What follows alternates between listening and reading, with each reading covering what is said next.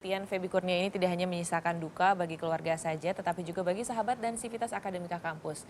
Feby dikenal memiliki segudang prestasi, bahkan bergabungnya Feby ke UGM adalah melalui jalur prestasi. Kesempatan yang hanya diberikan kepada siswa yang tergolong jenius. Ya, kasus kematian menimpa mahasiswa berprestasi dalam kampus juga mengingatkan kita pada Akseina Ahad-Dori. Mengapa aksi kejahatan menimpa para tunas bangsa berprestasi dan terjadi di tempat mereka menimba ilmu?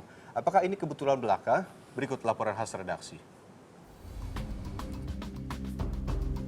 Mencekam, suasana lantai 5 gedung pasca sarjana Fakultas MIPA UGM sehari setelah penemuan jasad mahasiswi jurusan Geofisika Feby Kurnia. Bubuk dan aroma kopi tajam menyeruak di seluruh ruang dan lorong lantai 5 sebagai upaya mengusir bau tak sedap dari jasad yang kemarin berada di dalam toilet selama 4 hari. Di kalangan mahasiswa, kematian Feby Kurnia hangat diperbincangkan. Para sahabat tak menyangka mahasiswi yang pandai berbahasa Inggris itu meninggal dunia dengan cara tak wajar.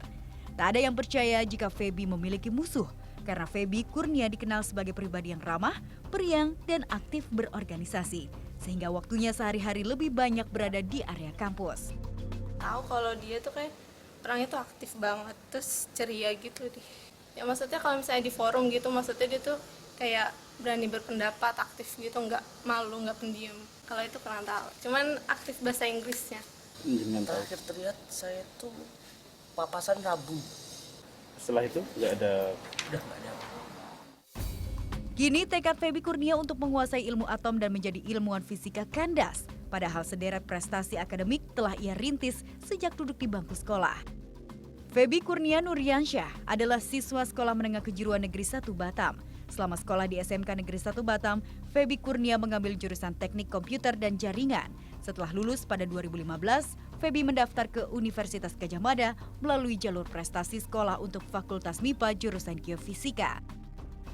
Kematian mahasiswa cerdas dari kampus terpandang ini kembali membuka ingatan pada kasus kematian Akseina Ahad-Dori pada Maret tahun lalu. Mahasiswa Fakultas MIPA UI itu juga ditemukan tewas dalam area kampus, tepatnya di Danau Universitas Indonesia. Pada tubuh Akseina terikat tas ransel berisi 5 batu konblok yang diduga untuk menenggelamkan mahasiswa berumur 19 tahun jurusan biologi Fakultas MIPA UI itu.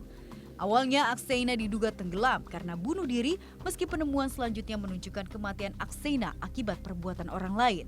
Sama dengan Feby Kurnia, Akseina Ahad-Dori juga dikenal sebagai mahasiswa jenius.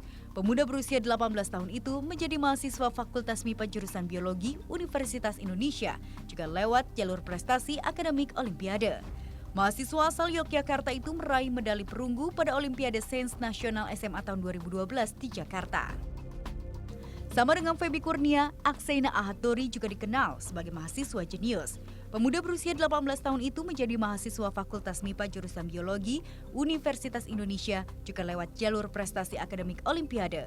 Mahasiswa asal Yogyakarta itu meraih medali perunggu pada Olimpiade Sains Nasional SMA tahun 2012 di Jakarta. Muda, jenius, dan tewas tak wajar di dalam area kampus. Walau ada 3 persamaan dalam kasus kematian Akseina dan Feby Kurnia, bisa jadi ini hanya kebetulan belaka. Karena motif pembunuhan setiap kasus tidak bisa disamaratakan.